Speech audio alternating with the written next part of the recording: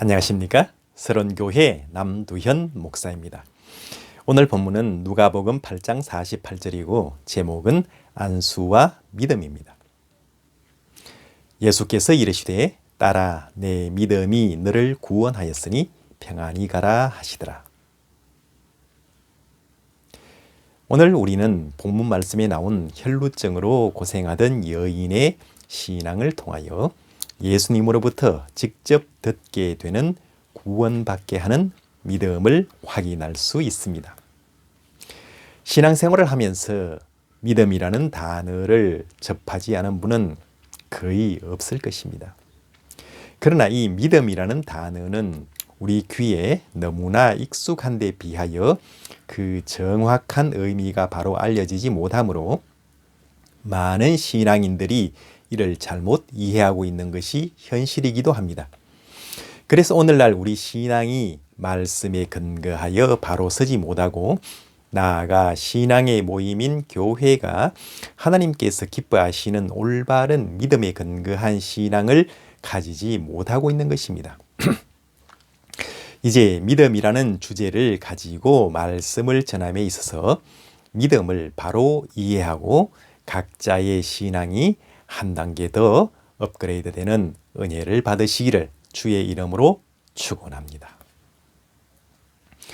본문에는 12년 동안 혈루증에 시달린 한 여인이 나옵니다.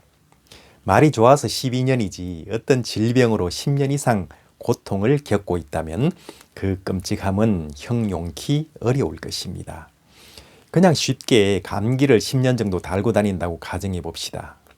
아마 감기 하나 고치기 위해서 감기에 좋다는 처방은 해보지 않은 것은 없을 것이고 용하다는 의사나 병원이라는 병원은 안 다녀본 곳이 없을 것입니다. 하물며 이 여인의 경우는 혈루증이라는 질환을 앓은 채 12년입니다. 더 이상 말할 필요가 없겠지요. 의학 지식이 발달한 시절도 아니었고 현대 병원과 같이 발달된 치료 시설도 없었습니다. 나름대로 치료를 위해 가능한 온갖 노력을 기울였겠지만 아무런 효험이 없고 오히려 병이 중하게 됐습니다. 그 여인은 이 질환으로 인해서 몸과 마음의 모든 것을 상실하게 되었던 것입니다.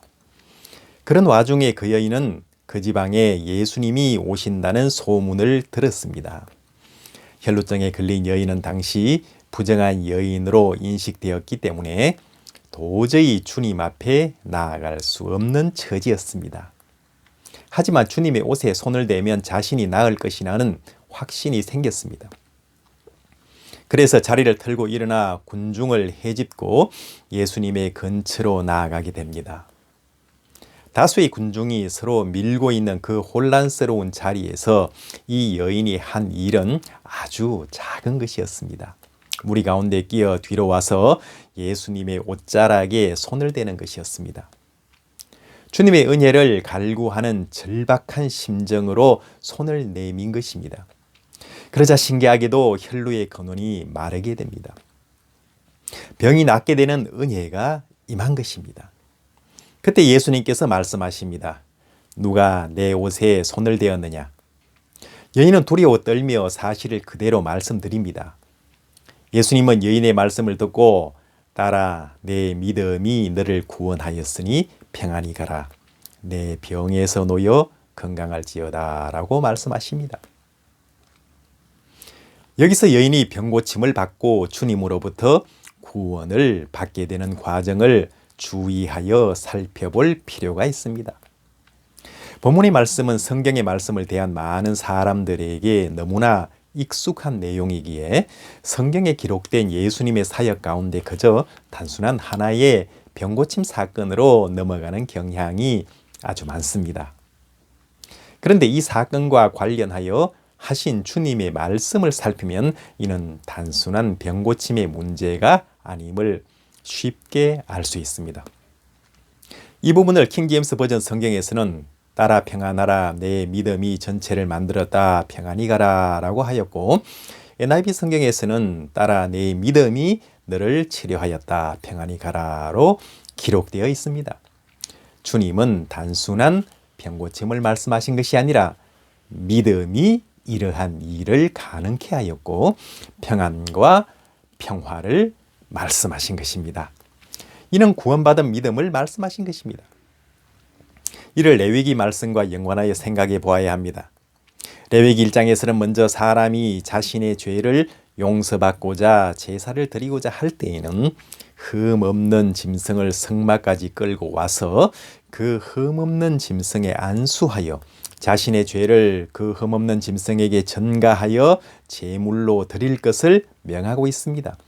그래야 자신의 죄를 용서받을 수 있었습니다.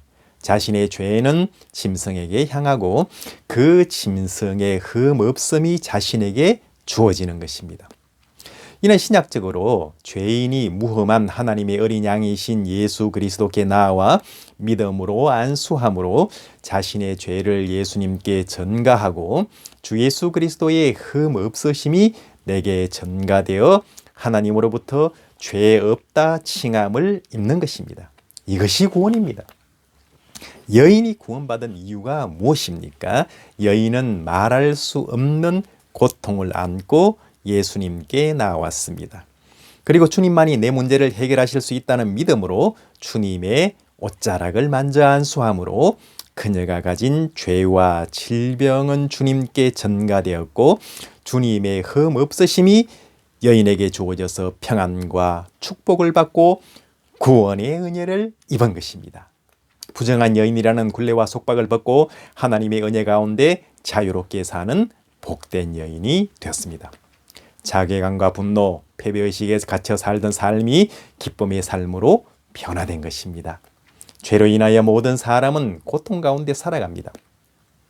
누구나 죄 문제를 해결하고 싶어 하지만 용서받는 길은 오직 한 가지 뿐입니다.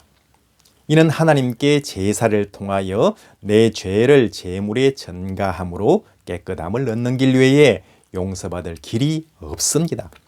즉 믿음으로 내 죄를 흠없는 어린 양이신 예수 그리스도께 전가하고 그리스도의 의를 덧입는 것 이외에는 길이 없다는 말입니다.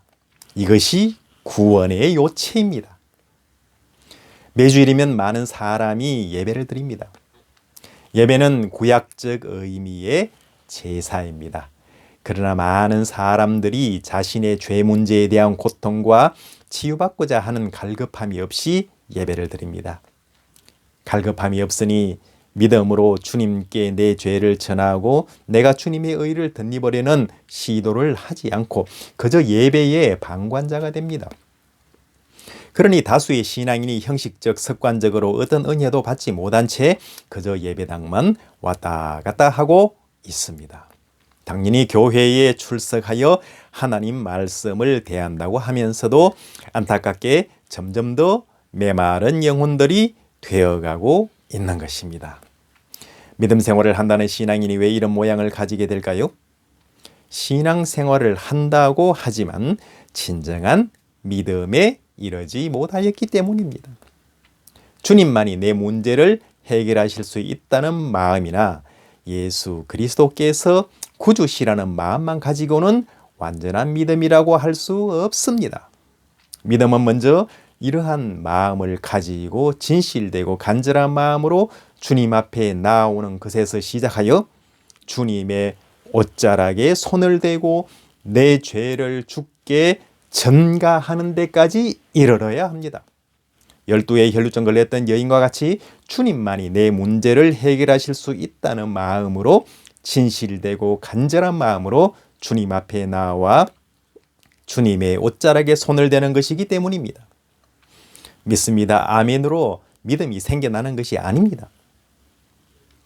그래야 말씀을 듣는 귀가 열려 하나님의 생명의 말씀을 대하고 진리를 깨닫게 되며 은혜를 받게 됩니다. 사모하는 영혼에게 은혜가 임한다는 말씀이 바로 이러한 의미입니다. 진정한 믿음이 없는 사람에게는 은혜가 없습니다. 오늘날 많은 사람들은 절망과 좌절, 불평과 불만하는 자리에 머물 때가 많습니다. 한숨과 탄식으로 일관하며 자신을 비관하고 이웃을 원망합니다. 나아가 모든 것을 환경과 타인의 탓으로 돌리며 애처롭게 무너져가는 인생들이 주변에 널려 있습니다. 은혜와 축복은 주님만 내 문제를 해결하실 수 있다는 확신에서 출발합니다. 그리고 진실하고 간절한 마음으로 주님 앞에 나와 주께 내 문제의 해결을 구하는 믿음에서만 옵니다. 혹시 두려움과 절망에 눌려 일어서지 못하는 분들이 계십니까? 오늘 12년간 고통의 자리에서 오직 믿음으로 주 앞에 나온 이 여인을 묵상합시다. 그리고 주님의 옷자락이라도 만지겠다는 간절함을 가지고 예배에 임합시다. 주님은 우리의 진실한 믿음을 보시고 내 믿음이 너를 구원하였느니라고 선언하시고 평화와 평안을 허락하실 것입니다. 여인은 행동하는 신앙, 겸손과 두려움으로 자신의 처지를 솔직하게 고백하며 모든 역경을 뛰어넘었습니다. 주님께서는 진실로 그를 온전히 의지하고 간절한 마음으로 주께 나오는 믿음의 성도들을 지금도 돌아보시고 찾으십니다. 이 사실을 믿고 주님 앞에 나아갑시다. 이것이 우리 신앙이 되어야 합니다. 바른 믿음은 이렇듯 마음과 행위가 함께 나아가는 것입니다. 하나님은 바로 이러한 행동하는 믿음을 가진 믿음의 소유자를 찾으시고 그러한 믿음의 소유자를 통하여 당신의 계획을 성취하십니다.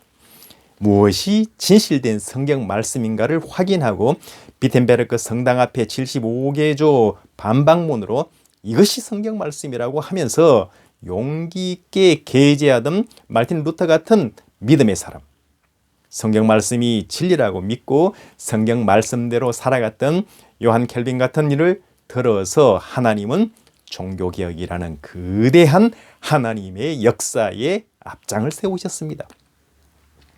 그들이 종교개혁의 앞장에 서서 이렇듯 위대한 일을 행하고자 하여 이런 행위를 했겠습니까? 아닙니다. 그들이 이렇듯 하나님 앞에 진실한 믿음을 가지고 신앙적으로 살아갈 때 하나님께서 그들을 들어서 종교개혁이라는 거대한 일까지 행하게 하신 것입니다. 이것이 믿음의 역사입니다. 하나님은 오늘날 우리 한국 교회에서 진실한 믿음의 사람, 행동하는 신앙의 소유자를 찾고 계십니다.